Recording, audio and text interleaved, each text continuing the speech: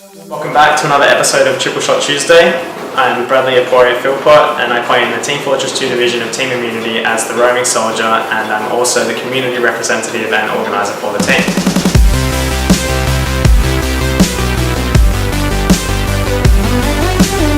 So on the weekend, myself and my team actually ventured down to Melbourne for the Respawn V30 event, which has a massive Oz Fortress showing. And this event was really good from a competitive standpoint, both because of the calibre of some of the players that were there that we were able to play against, and also just the fact that it was on LAN setting. And at LAN, it's really the most competitive kind of format and the most competitive setting for any video game at all. So from a community perspective, this was also a really good event, just because we got to meet some of the people that we've only really known online for up to the past 7 years for some of us, and as a team for the past 4 years.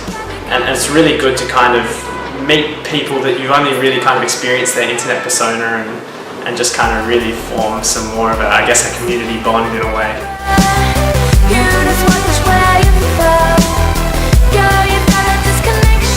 So my favourite gaming memory as a team would have to be I-49 in the UK. So the Insomnia Gaming Festival is the UK's biggest gaming festival, and it's pretty much the biggest event of the year for Team Fortress 2. The previous year we saw 2 American teams venture over to I-46, and I-49 was no different, with the best American team, best Australian team, which is us, and 6 of the top European and English teams in the pro bracket.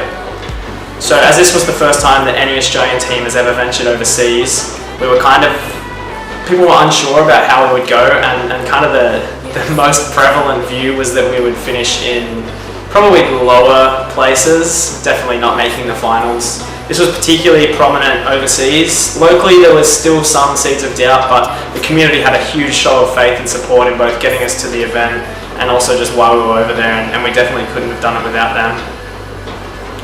So at the event we did end up finishing in 4th place, which was mostly due to our own mistakes in a way, which is something that's really new to us. In the group stages we finished 2nd, which was a huge accomplishment and kind of put Australian TF2 on the map in a way. Like, we came out and we surprised a lot of the international scene, and even the guys back home were shocked that we were able to compete so effectively on that international scale.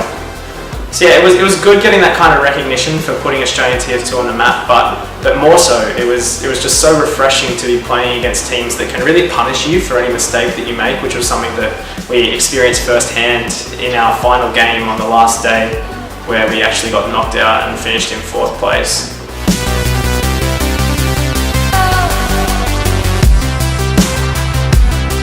Locally, I mean, we've been playing against really good players and really good teams for the past 3 years, but we haven't actually lost a competition since March of 2010 now. Yeah, so we've pretty much been at the top for 4 years, and in some ways it gets a little bit lonely. And going overseas, and where any mistake can be the last mistake that you make, to use an awful cliche, was something really refreshing, and that kind of competition is really motivating us to get better and to keep improving and go back this year and definitely prove everyone that we can be the best team and take home that 1st place title.